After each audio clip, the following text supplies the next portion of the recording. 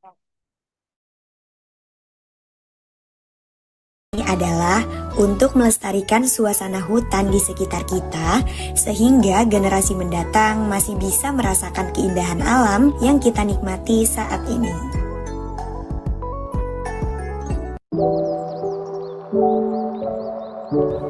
Ini adalah konsep green living, di mana setiap sisi rumah diisi tanaman dan satwa.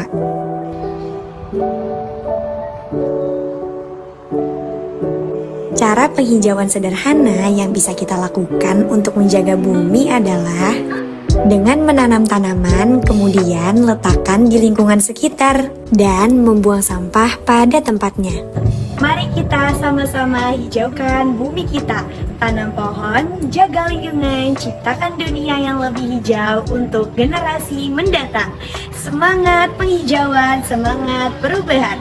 Salam Karlo Institut Jakarta. Siapa sangka, di tengah megahnya kota Jakarta, kita bisa menemukan sebuah tempat yang menawarkan kesejukan dan keindahan alam. Habitat Park bukan hanya sekedar taman biasa.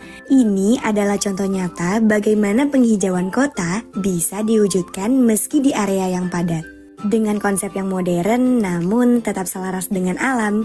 Tidak hanya tentang estetika, ini adalah simbol dari upaya kita semua untuk lebih peduli terhadap lingkungan.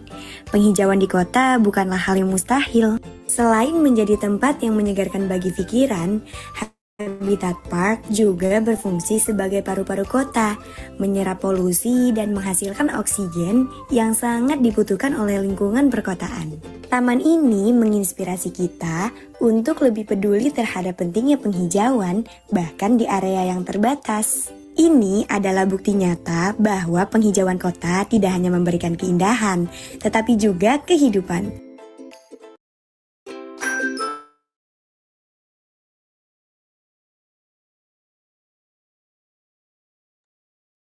Baik, selamat pagi, Om Swastiastu, Assalamualaikum warahmatullahi wabarakatuh.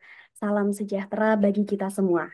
Selamat datang kembali di webinar Carlo Institute. Perkenalkan, saya Nabila Azahro selaku Master of Ceremony yang akan memandu jalannya webinar pada hari ini, yang berjudul Manfaat Restorasi Mangrove mulai dari Blue Carbon hingga Biodiversitas.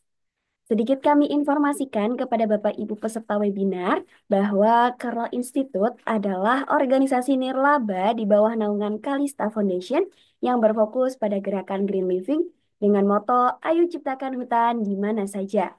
Lembaga ini didirikan karena keprihatinan terhadap semakin rusaknya lingkungan alami akibat pembangunan yang tidak berkelanjutan. Baik, langsung saja sebelum acara dimulai, saya akan menyampaikan beberapa hal yang perlu diperhatikan untuk menjaga konduktivitas jalannya webinar hari ini.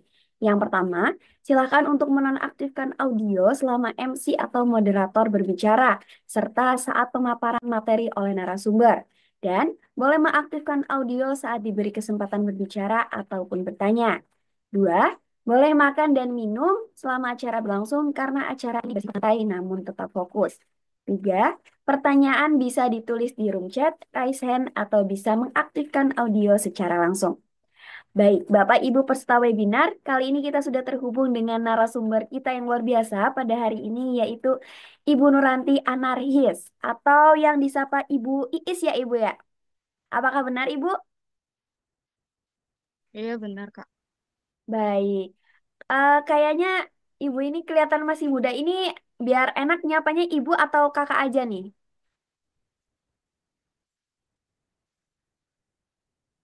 Iya gimana? Biar enak nyapanya ibu atau kakak aja nih kak. Biar lebih enak lagi. Terserah dari teman-teman aja mau panggil. Oke, panggil kakak aja ya kak. Iya. Oke, baik. Nah, kakak Iis ini, beliau ini merupakan alumni LPDP dan Magister Perikanan. Dan tidak lupa juga saya ucapkan terima kasih kepada Bapak Ibu peserta webinar yang telah hadir pada webinar hari ini. Adapun susunan acara kita, yang pertama yaitu pembukaan yang telah kita lalui bersama, yang kedua ada pemaparan materi oleh narasumber, yang ketiga ada sesi diskusi dan tanya jawab, yang keempat ada penutup. Baik, Bapak Ibu sekalian, langsung saja kita ke agenda selanjutnya, yaitu pemaparan materi oleh narasumber. Pada acara yang luar biasa ini, mari kita sambut narasumber kita yang luar biasa. Kepada Kak Iis, saya persilakan.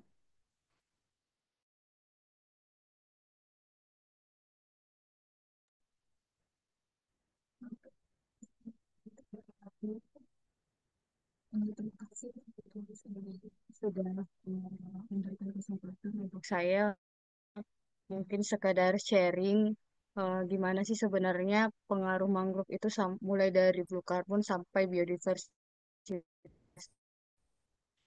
Sebelumnya saya mau ini suara saya kedengaran dengan jelas apa tidak? Terdengar dengan jelas, Kak. Oh iya, kasih ya. Saya izin share screen ya. Iya, baik, Kak. Silakan.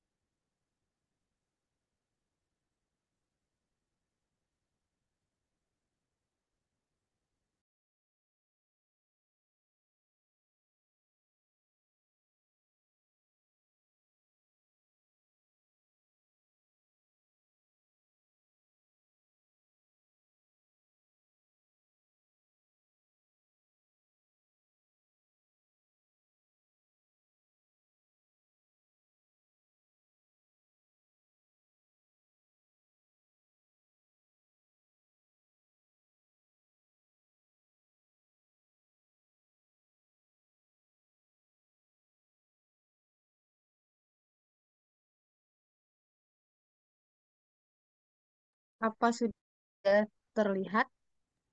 Sudah terlihat, Kak.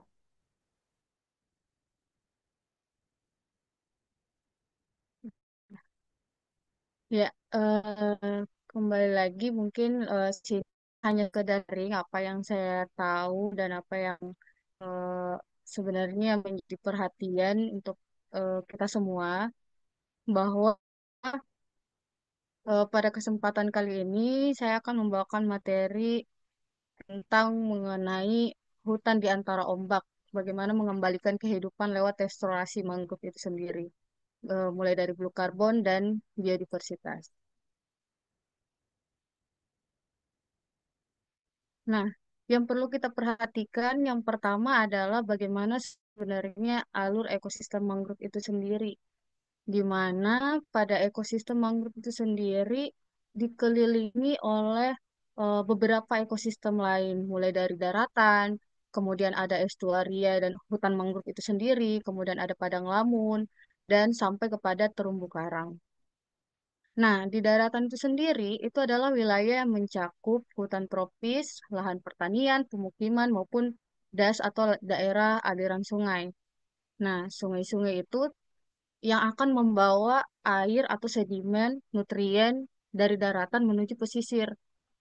Kemudian, oh, daratan itu sendiri, aktivitas di darat itu seperti yang kita ketahui adalah bagaimana aktivitas pertanian, kemudian deforestasi yang sangat berpengaruh terhadap kesehatan wilayah pesisir. Jadi, wilayah pesisir itu tidak akan eh, bagus juga, tidak akan baik juga kalau misalnya daerah daratan itu terjadi pencemaran dan sebagainya. Kemudian yang kedua ada daerah estuaria dan hutan mangrove itu sendiri, di mana mangrove itu dia tumbuh pada zona pasang surut, zona pasang surut air laut, yang tanahnya itu berlumpur serta kaya akan nutrisi.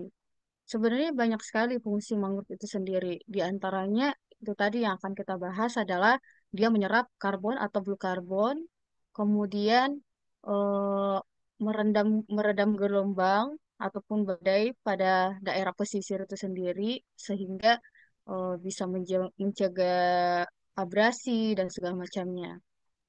Hmm, Selain itu, maaf sebelum terhadap biodiversitas sendiri dan kehidupan biologi yang ada di perairan pesisir, mangrove itu menjadi tempat pemijahan dan pembesaran ikan, udang maupun kepiting yang ada di perairan pesisir.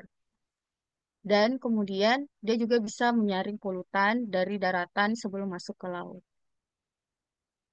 Kemudian yang ketiga ada padang lamun atau seagrass. Itu biasanya berada ke arah laut. Jadi ya, Kak. di antara mangrove itu ya gimana? Mohon maaf, apakah screen-nya boleh full layar? Tadi kata peserta ada kurang terlihat jelas, Kak. Iya.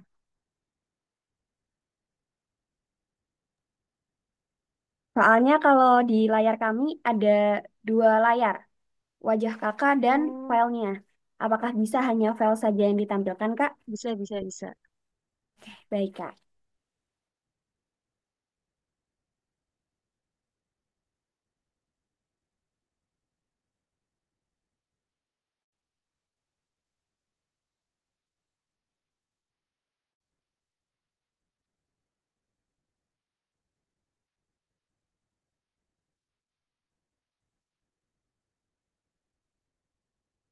Kalau kayak gini Sudah terlihat, Kak.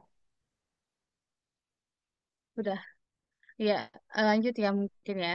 Nah, di alur ekosistem mangrove sendiri namanya antara mangrove dan koral itu ada padang lamun, mana sebenarnya fungsinya hampir mirip dengan lamun. Dia juga bisa menyerap karbon.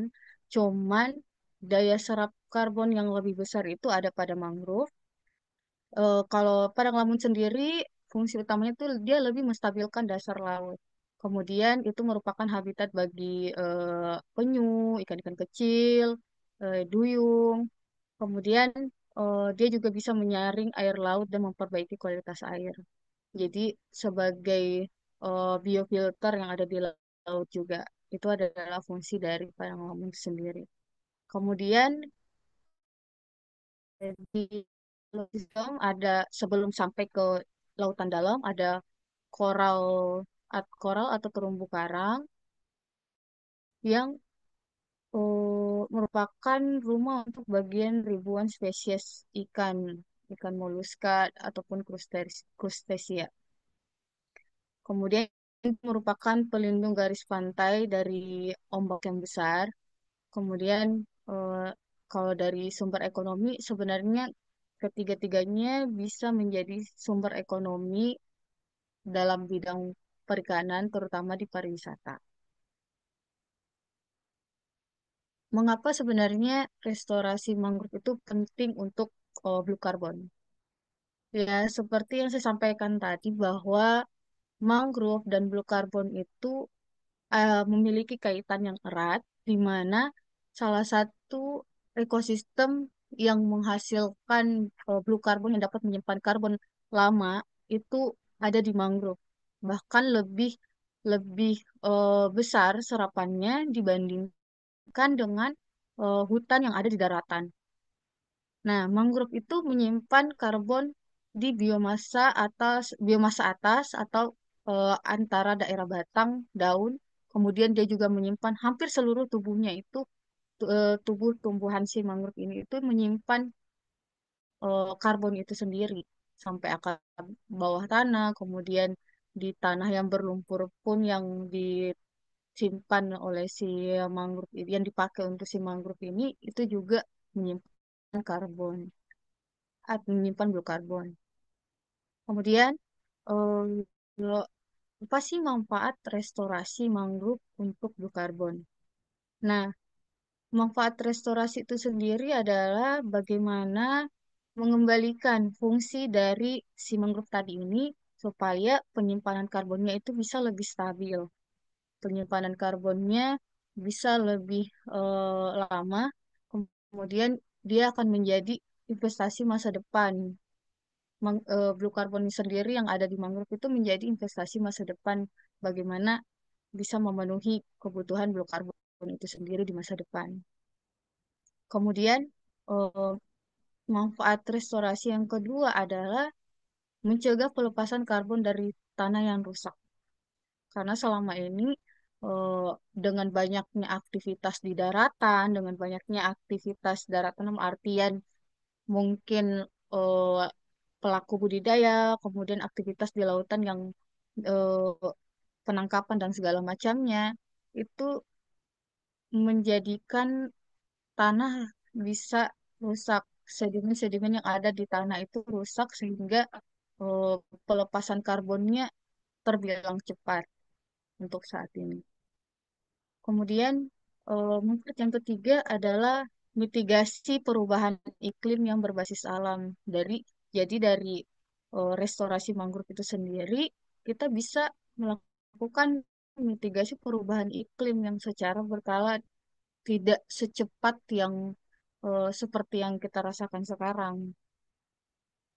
Kemudian ada manfaat-manfaat lainnya mungkin yang secara umum kita ketahui seperti mencegah abrasi, kemudian melindungi habitat eh, yang ada di perairan, kemudian sebagai sumber ekonomi pesisir dan sebagainya. Itulah peranan penting mangrove untuk lingkungan, di mana mangrove itu bisa menyimpan hingga 1.000 ton karbon per hektar. Yang saya sampaikan tadi jauh lebih tinggi dibandingkan hutan yang ada di daratan.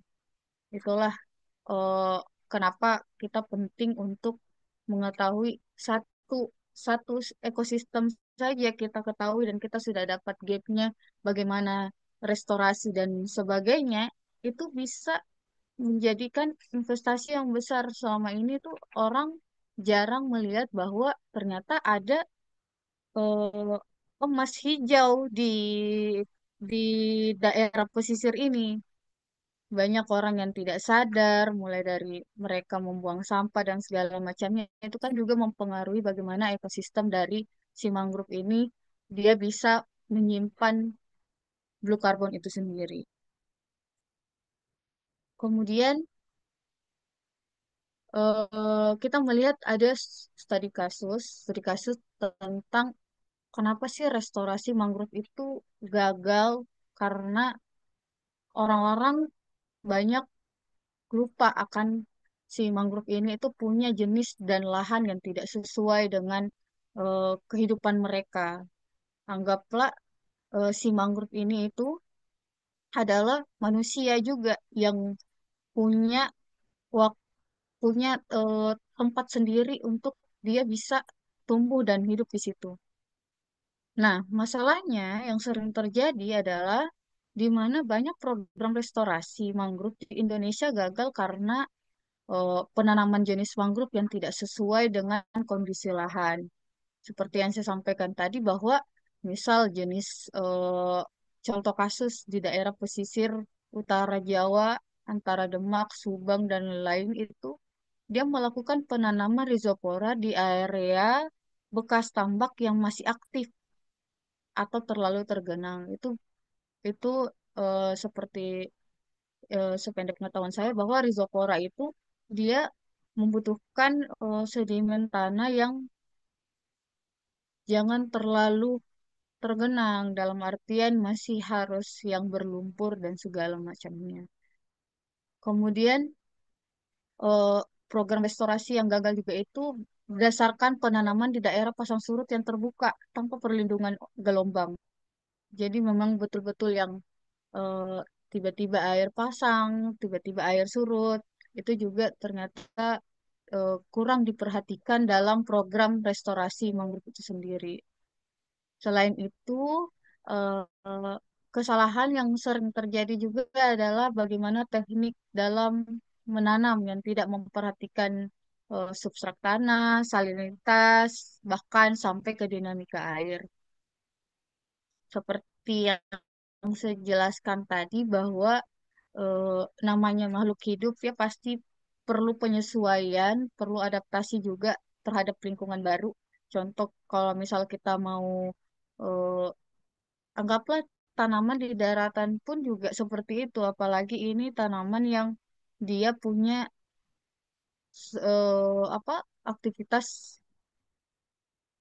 yang ada di perairan. Ya, kalau di daratan saja kadang susah tumbuh, apalagi di perairan. Jadi perlu perhatian khusus terhadap bagaimana substrat tanahnya, kemudian memperhatikan salinitasnya, serta dinamika air yang ada di lingkungan ekosistem mangrove itu sendiri. Apa yang menjadi pelajaran penting? Pelajaran penting untuk sebelum kita melakukan program restorasi mangrove itu sendiri. Nah, yang perlu kita perhatikan adalah bagaimana melihat atau melihat kondisi dengan menggunakan jenis lokal yang sesuai dengan zonasi alami. Misalnya Avicennia di zona luar, kemudian ada Rhizopora di zona tengah, itu yang harus kita perhatikan. Kemudian yang kedua adalah tentu adalah melakukan identifikasi yang seperti saya sampaikan tadi bahwa identifikasi yang perlu diperhatikan adalah kondisi ekologis dan kondisi fisik dari si lahan mangrove ini sebelum dilakukan penanaman. Serta yang ketiga, bagaimana melibatkan masyarakat lokal dan menggunakan pendekatan ekohidrologi yang adaptif. Apa sih peranan restorasi mangrove? Peranan restorasi mangrove sangat penting dalam mendukung blue carbon dan biodiversitas. Nah, untuk di blue carbon sendiri, kita tahu bahwa blue carbon adalah karbon yang disimpan oleh ekosistem pesisir seperti mangrove, lamun, dan rawa pasang surut. Kemudian restorasi mangrove itu sangat berperan besar. Untuk yang pertama adalah bagaimana dia menyerap dan menyimpan karbon secara jangka panjang, terutama di tanah yang berlumpur dan kaya bahan organik. Kemudian, restorasi itu sendiri juga berperan terhadap blue carbon untuk mengurangi emisi karbon dari lahan yang rusak atau terdegradasi. Bagaimana memulihkan kapasitas alami ekosistem pesisir untuk mitigasi perubahan iklim, serta mendukung target iklim nasional dalam global melalui mekanisme berbasis alam. Sedangkan untuk biodiversitas sendiri, mangrove itu merupakan ekosistem penting bagi keanekaragaman hayati karena eh, dia juga merupakan tempat hidup habitat bagi banyak spesies yang tadi saya sebutkan, termasuk ikan, kemudian jenis krustasea, kemudian jenis eh, kerang-kerangan, kepiting, burung, reptil, dan mamalia pesisir. Jadi ekosistem mangrove itu ada eh, apa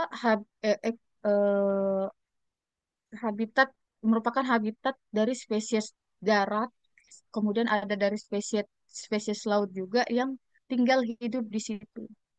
Itulah kenapa pentingnya mangrove ini harus dijaga. Kemudian dia juga merupakan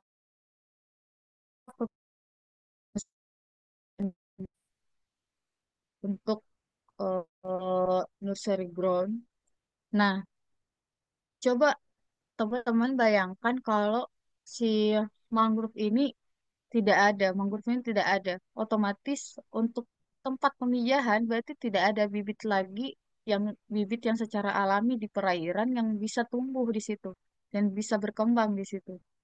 Kalau misal mangrove ini kita rusak, otomatis biota-biota laut yang lain juga akan terpengaruhi. Seperti yang saya jelaskan tadi juga, bahwa dia juga merupakan tempat hidup untuk burung migran dan endemik. Jadi tidak hanya satu spesies habitat saja yang hidup di daerah ekosistem mangrove itu sendiri, tapi ada banyak spesies yang bisa hidup di ekosistem mangrove itu sendiri. Nah, bagaimana pentingnya ekosistem mangrove itu sendiri terhadap biodiversitas? Selain itu, banyak juga sekarang ekosistem mangrove itu menarik perhatian masyarakat menjadi salah satu tempat wisata, tempat mata pencaharian lokal berbasis pariwisata mungkin edukasi terkait hutan mangrove dan segala macamnya itu sekarang sudah banyak dikembangkan juga. Ada beberapa studi kasus, misalnya untuk restorasi di daerah Maluku, tepatnya di Ambon, itu ada penanaman mangrove untuk melindungi garis pantai dan tingkatan populasi ikan. Kemudian dari restorasi itu juga ternyata mendukung wisata mangrove yang berbasis komunitas yang tadi saya jelaskan. Sama halnya juga studi kasus di Papua, tepatnya di Teluk Bintuni. Di Teluk Bintuni itu merupakan salah satu kawasan blue carbon terbesar yang ada di Indonesia, karena memang dia dikelilingi oleh kawasan mangrove yang secara alami memang dia melindungi ekosistem pesisir di situ.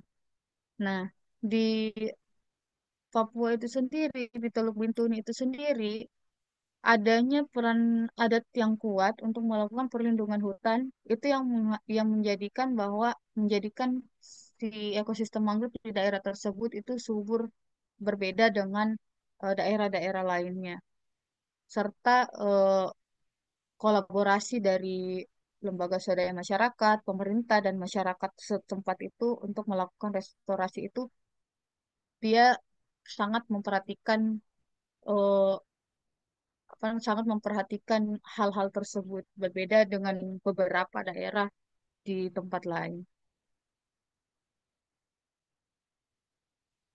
Dari apa yang saya paparkan tadi, saya mengambil kesimpulan bahwa sebenarnya restorasi mangrove itu bukan hanya memperbaiki ekosistem, tapi itu juga menjadi investasi lingkungan jangka panjang, mulai dari penyerapan karbon, kemudian melindungi pesisir hingga menjaga biodiversitas dari mangrove itu sendiri. Jadi ibaratnya mangrove ini adalah pahlawan ekologi yang harus kita jaga bersama. Ya, mungkin itu yang bisa saya sampaikan. Terima kasih untuk waktunya. Mungkin kita saya kembalikan ke moderator. Baik. Terima kasih Kak Iis atas materinya yang sangat luar biasa. Langsung saja kita ke sesi selanjutnya, yaitu sesi diskusi dan tanya jawab. Kepada Bapak Ibu yang memiliki pertanyaan atau ada pertanyaan yang ingin didiskusikan bersama Kak Iis, silakan untuk menuliskan di room chat atau bisa raise hand atau bisa mengaktifkan audio secara langsung. Baik Bapak Ibu, saya persilakan.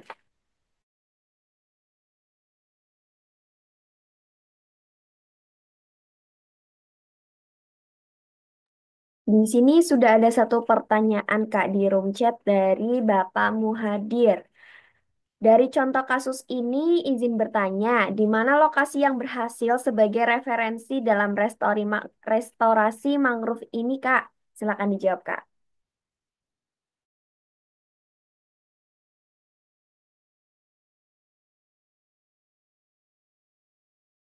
Apakah suara saya terdengar, Kak, tadi?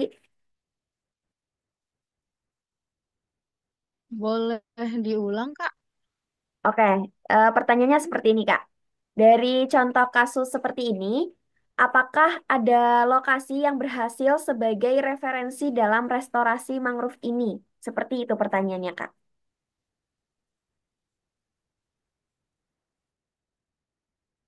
Oke. Terima kasih untuk Kak siapa tadi yang bertanya? Bapak Kak Muhadir, Muhad, Kak. ya Kakak Muhadir Masrur ya. Eh, Mungkin sependek pengetahuan saya, beberapa daerah restorasi mangrove yang berhasil itu sudah banyak dilakukan di Indonesia. Eh, Tepatnya salah satunya ada di Sulawesi, di daerah saya, di daerah Sulawesi, di Sulawesi Selatan, di daerah Takalar, itu ada Pulau Tanah Keke, di mana masalah awalnya itu adalah perubahan lahan mangrove-nya itu menjadi tampak intensif. Memang pada tahun 2014, 2015 ke sini, ke atas sini tuh eh, perubahan lahan mangrove menjadi tambak sangat marak dilakukan di Sulawesi Selatan itu sendiri. Nah, kemudian ada ya oke. Untuk studi kasus yang gimana Kak? Suaranya masih terputus-putus. Di saya terdengar sudah lancar, Kak. Oh, sudah. Maaf ya. Iya, salah satunya di daerah Pulau Tanakeke, Kak. Itu daerah Takalar, Sulawesi Selatan. Masalah awalnya itu adalah dia merubah eh, orang-orang di sana merubah ada oknum yang merubah lahan mangrove itu menjadi tambak intensif. Kemudian dilakukan restorasi oleh Blue Forest itu teman saya sendiri juga ada di sana yang bekerja di Blue Forest dengan metode community based ecological mangrove restoration. Nah, saat ini hasilnya alhamdulillah mangrove-nya sudah mulai pulih. Kemudian bagaimana keterlibatan masyarakatnya juga tinggi. Jadi masyarakatnya juga sudah cukup paham dan sudah mulai mengerti bahwa tidak semerta-merta ketika kita ingin membuat tambak intensif dan segala macamnya itu mangrove harus dibabat habis. Kemudian selain itu tambaknya juga tetap dikelola secara berkelanjutan. Kalau di Teluk Bintuni sendiri itu yang saya bilang tadi bahwa eh, salah satu kawasan mangrove terbesar dan terbaik yang ada di Indonesia itu yang masih alami ada di Teluk Bintuni. Nah, dia restorasi dan konservasinya itu sangat berfokus terhadap eh, keberlanjutan. Kalau di daerah timur sendiri yang saya pelajari, dia punya eh, namanya konservasi secara adat. Dia punya konservasi secara adat yang disebut dengan SASI. Jadi SASI itu adalah konservasi secara adat di daerah timur, bahwa pada saat daerah tersebut disasi, masyarakat ataupun warga luar dan segala macam itu tidak boleh melakukan kegiatan yang dapat merusak lingkungan tersebut sehingga sehingga lingkungan tersebut itu tetap terjaga, tetap terlindungi kawasannya. Terus itu sih Kak untuk jawabannya dari saya. Mungkin tidak terlalu banyak yang bisa saya sampaikan. Baik, terima kasih Kak. Ini ada pertanyaan lanjutan dari kamu hadir tadi. Kalau misal yang lokasinya ada di Sumatera, ada nggak Kak? Contoh tempatnya ada di mana? Mungkin ada, cuman saya belum belum sampai ke sana untuk riset yang seperti ini karena kan melihat juga beberapa daerah. Saya juga belum baru beberapa kali ke Sumatera dengan pekerjaan saya juga saya lebih banyak mengarah ke daerah timur. Kak. Belum ada wilayah pengelolaan yang kita sampai ke daerah Sumatera. Mungkin nanti kalau misal saya jalan-jalan ke Sumatera bisa sambil lihat-lihat kawasan mangrove-nya. Oke, baik Kak. Terima kasih atas jawabannya. Selanjutnya ada pertanyaan dari Kak Ali. Izin bertanya, apakah ada satu konsep yang bisa menjadikan blue carbon jadi pondasi ekonomi bagi masyarakat, baik bersifat aktif income atau pasif income, dengan tujuan untuk kesejahteraan secara berkelanjutan? Seperti itu Kak pertanyaannya. Silakan dijawab. Konsep blue carbon ya. Sebagai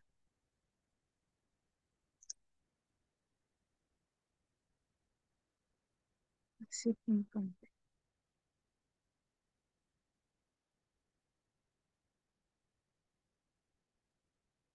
Ya, seperti yang saya jelaskan tadi bahwa blue carbon itu sendiri eh, adalah investasi masa depan. Saat ini tuh orang jarang melihat ternyata blue carbon ini dicari di mana-mana sampai di seluruh dunia. Banyak orang yang mencari eh, yang yang sulit dipelajari adalah sebenarnya blue carbon ini sangat laku di pasaran dunia. Itu kita menjualnya melalui eh, skema kredit karbon. Kalau nggak salah yang saya pelajari, ada namanya kredit karbon. Kalau kita bisa menghitung kredit karbon itu sendiri, berapa serapannya antara ekosistem mangrove dengan yang digunakan dengan yang tidak digunakan, itu yang bisa menjadi passive income bagi masyarakat maupun pengelola itu sendiri.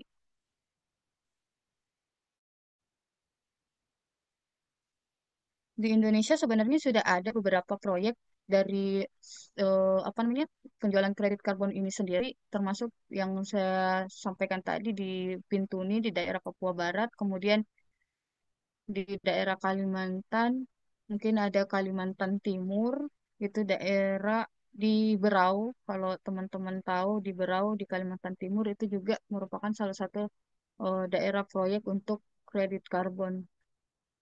Saya juga mempelajari eh, apa namanya, mempelajari blue carbon ini juga sebagai langkah awal sebenarnya, karena saya juga punya rencana untuk ambil studi S3 lagi dengan membahas peranan blue carbon itu sendiri untuk kita jadikan salah satu sumber eh, sumber ekonomi untuk daerah Indonesia itu sendiri. Karena di luar kan, di luar di luar dalam artian di Amerika Serikat contohnya, dia sampai ingin membeli kredit karbon itu sendiri, saking pentingnya si karbon ini terhadap kebutuhan ekosistem.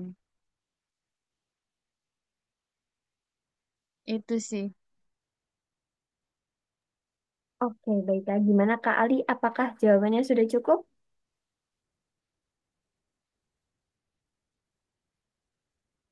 Ya, baik, mungkin sudah cukup ya. Kepada Bapak Ibu yang masih ingin bertanya atau masih ingin ada hal yang didiskusikan, silakan untuk didiskusikan. Bisa menuliskannya di room chat, raise hand, atau bisa mengaktifkan audio secara langsung. Silahkan Bapak Ibu jika ada yang ingin ditanyakan kembali. Sambil Pagi, menunggu ada yang Bu. ingin bertanya lagi, Mau mungkin bertanya. aku penasaran, Kak. Aku ada satu pertanyaan untuk Kak Iis terkait restorasi mangrove ini. Kegiatan restorasi mangrove ini bisa dibilang adalah kegiatan yang bisa berdampak besar ya, Kak, bagi lingkungan. Nah, kegiatan ini tuh udah dilirik belum sih, Kak, sama pemerintah atau memang sudah menjadi salah satu program kerja dari kementerian yang memang berhubungan dengan restorasi mangrove ini? Silakan dijawab, Kak.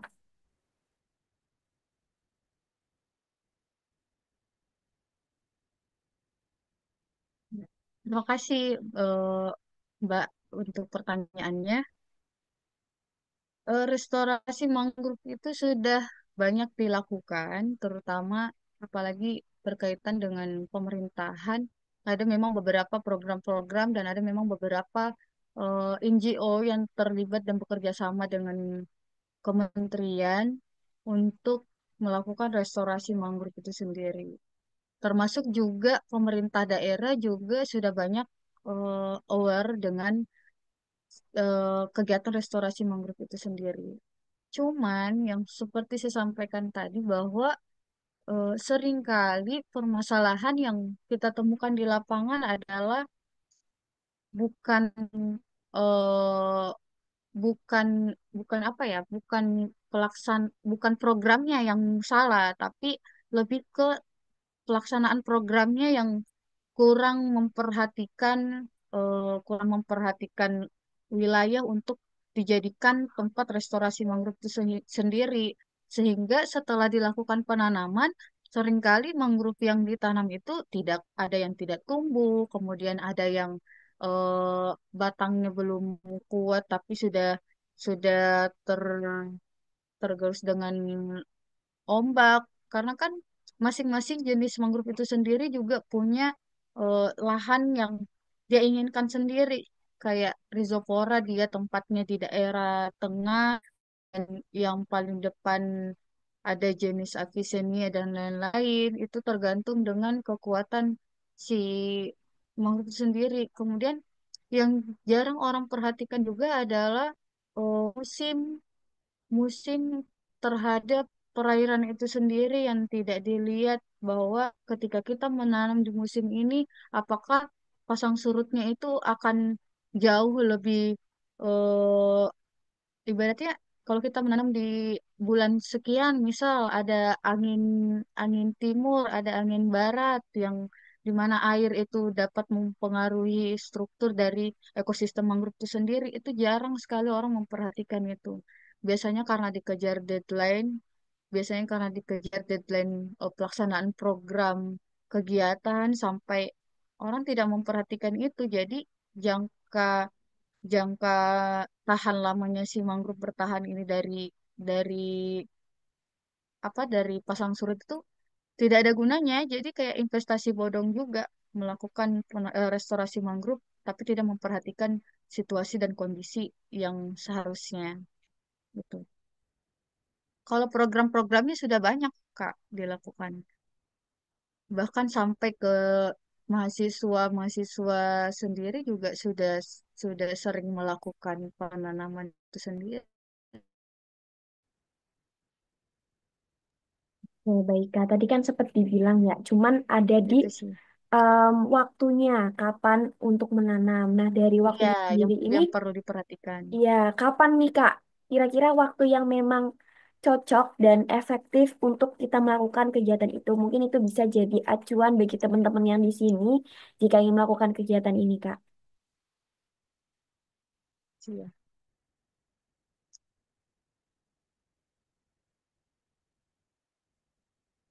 Untuk itu kita melihat musim terbaik, misal yang ideal itu adalah eh, musim tergantung wilayah sebenarnya. Kita harus melihat curah hujan dari daerah tersebut. Kalau sekarang kan kita lihat eh, ya hitunglah di Indonesia saja kita lihat bahwa curah hujannya kita nggak tahu tiba-tiba besok hujan, tiba-tiba besoknya cerah dan segala macamnya. Kemudian eh, kita harus memperhatikan di siklus pasang surut yang saya sampaikan tadi. Kita melakukan restorasi itu pada saat surut terendah, di mana waktu tanam yang dilakukan itu saat air laut surut.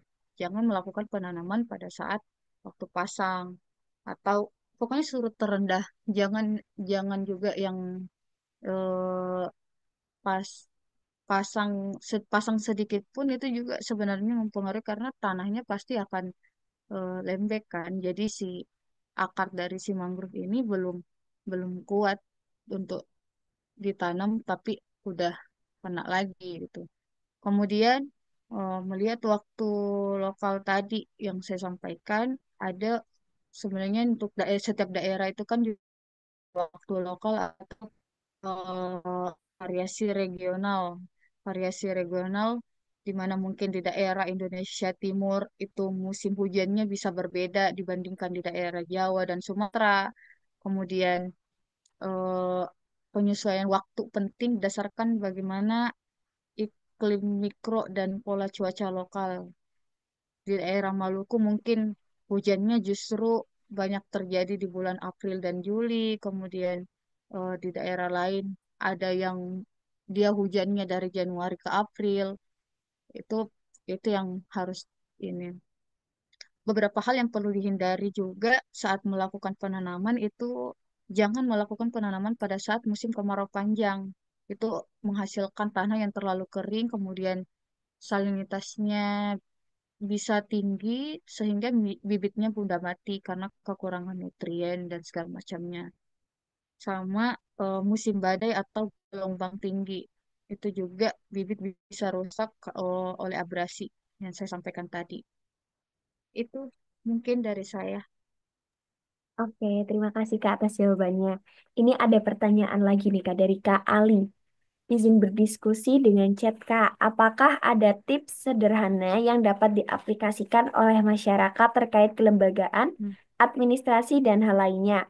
Mungkin juga dikarenakan ada paradigma masyarakat untuk tidak Mm-mm. terhubung dengan pemerintah karena isu-isu oknum. Bagaimana untuk menyikapi hal ini, Kak? Silahkan dijawab. Ya, itu pertanyaan yang cukup bagus ya, luar biasa menurut saya karena memang hal yang paling sulit dirubah di masyarakat itu adalah pandangan masyarakat itu sendiri, terutama eh, apa ya, terutama orang-orang yang eh, jauh dari teknologi, jauh dari peradaban. Kalau tips dari saya sendiri, sebenarnya peran inilah yang menjadi peran eh, NGO atau peran lembaga swadaya masyarakat yang seharusnya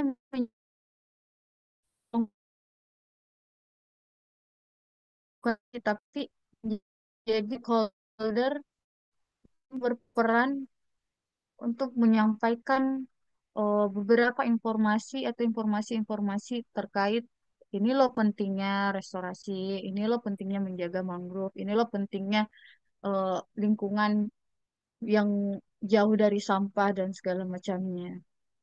Peran utamanya ya perbanyak, kalau yang tips dari saya sendiri adalah perbanyak komunitas-komunitas yang aware terhadap hal ini, termasuk mungkin yang sekarang lagi mengadakan Zoom ini dari Kalista Kasih Indonesia, itu juga punya peran yang penting terhadap ini. Kalau tips dari saya itu saja sih, menurut saya lebih banyak membuat kegiatan-kegiatan seperti ini dengan adanya informasi-informasi seperti ini kan juga menjadi eh, apa namanya, menjadi informasi penting juga untuk teman-teman yang terlibat langsung dengan daerah tersebut, daerah ekosistem mangrove itu sendiri. Kalau merubah paradigma masyarakat itu bukan hal yang mudah untuk dilakukan, tapi bisa dilakukan dengan pendekatan melalui lembaga swadaya masyarakat, melalui NGO. Banyak juga NGO yang bekerja sama dengan kementerian, banyak juga NGO yang bekerja sama dengan pemerintah daerah, dan masing-masing sebenarnya punya wewenangnya sendiri. Misal pemerintah daerah berwenang sendiri dengan peraturan daerah yang dia buat terhadap perlindungan dan segala macamnya. Kemudian ada masyarakat adat yang membuat konservasi adatnya sendiri, bagaimana dia aware dengan lingkungannya sendiri. Kemudian ada lembaga swadaya masyarakat yang menghubungkan, yang membuatkan masyarakat itu kegiatan-kegiatan, misalnya pelatihan-pelatihan tentang cara penanaman yang baik kah, atau cara apa namanya, melindungi lingkungan ekosistem mangrove itu sendiri.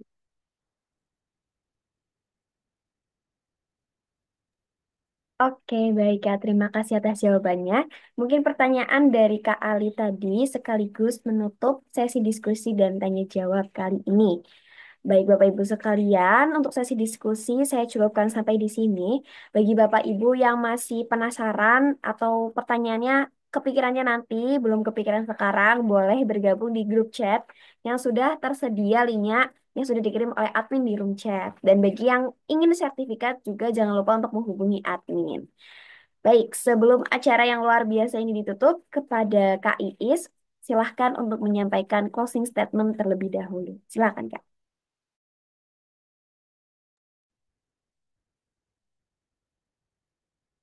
Closing statement ya.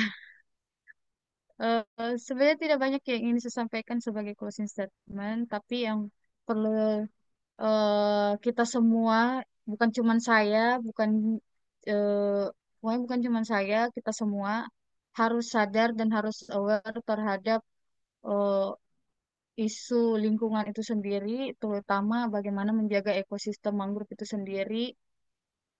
Ya, kalau bisa, kalau bisa sampai tidak lagi ada resesi, itu akan jauh lebih luar biasa. Kemudian kita perlu melek terhadap eh, investasi masa depan, investasi jangka panjang, jangan hanya memikirkan diri sendiri, jangan hanya memikirkan bahwa hanya kita yang hidup di sini.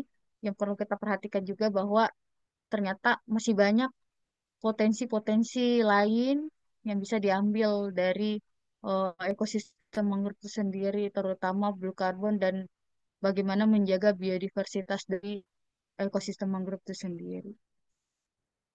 Terima kasih dari saya sampaikan juga untuk Kalista Kasih Indonesia untuk kesempatannya. Semoga kegiatan-kegiatan seperti ini bisa lebih diperbanyak lagi, bisa menjadi perpanjangan tangan juga untuk memperhatikan ekosistem mangrove itu sendiri. Ya, makasih. Baik, luar biasa sekali. Terima kasih banyak kepada Kak Iis yang telah meluangkan waktunya untuk bersedia menjadi narasumber di Carlo Institute. Semoga apa yang telah di-sharingkan tadi dapat bermanfaat dan menginspirasi kita semua. Sedikit informasi tambahan dari kami bahwa Carlo Institute saat ini sedang mengkampanyekan gerakan manusia hidup berdampingan dengan alam melalui kegiatan bagi-bagi bibit, rilis burung, hingga mendorong komunitas untuk menanam pepohonan di sekitar rumah. Bagi yang berminat berpartisipasi pada kegiatan ini, agar bisa semakin luas, bisa menghubungi nomor yang di-share di room chat oleh admin. Baik, sebelum acara ini ditutup, saya undang kepada Bapak Ibu yang tidak berhalangan untuk mengaktifkan kameranya, karena kita akan melaksanakan dokumentasi. Baik, Bapak Ibu silakan untuk mengaktifkan kameranya.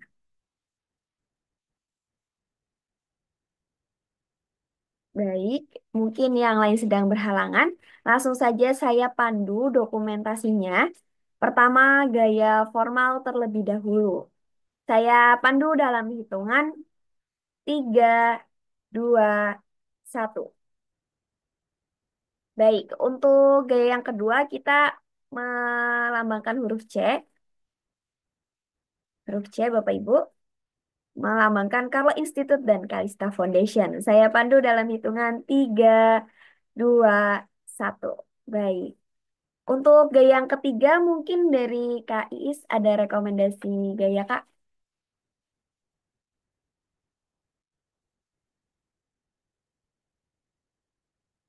Ada tidak Kak? Oh, tidak baik. Mungkin dokumentasi cukup 2 kali saja yang tadi. Saya mengucapkan alhamdulillahirrahmanirrahim. Selesai sudah acara kita yang luar biasa pada hari ini. Kami ucapkan terima kasih kepada narasumber yang sangat luar biasa, serta seluruh peserta webinar yang sudah interaktif sampai akhir sesi.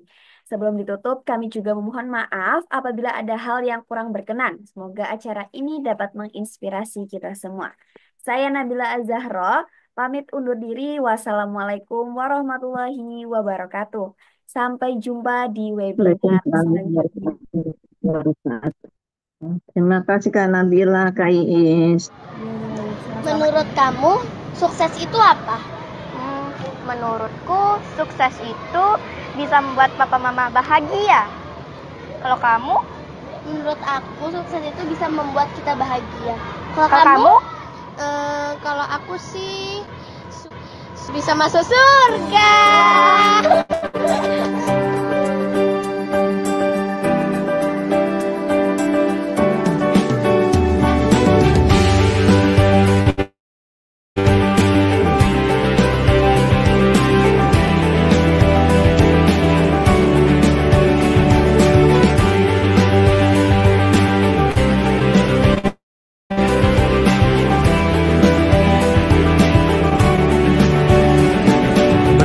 Bersama untuk mewujudkan mimpi, melawan dunia, hirup pikul kerasnya kota. Berlari-lari kita tantang badai yang datang, singkirkan batu terjal yang menghalang.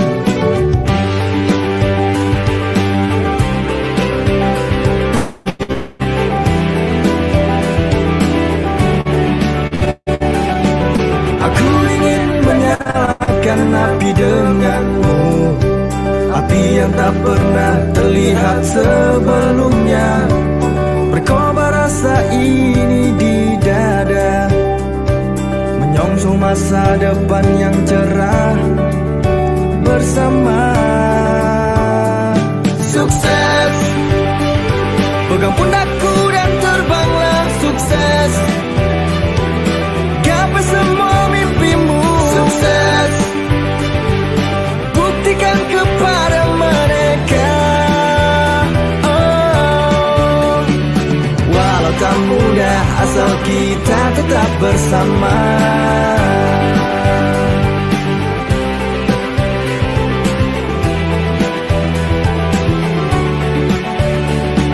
Aku ingin menyalakan api denganmu, api yang tak pernah terlihat sebelumnya.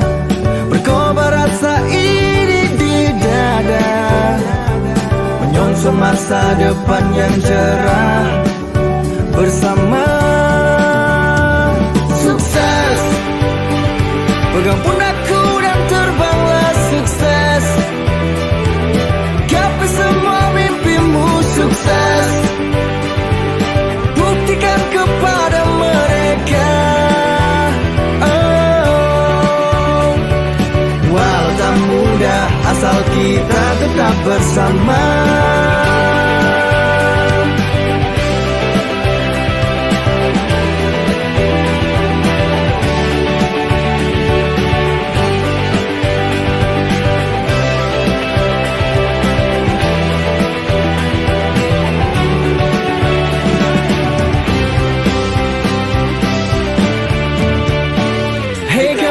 Sobat datanglah, pegang jembatku dan genggamlah, genggam yang erat dan jangan lepaskan.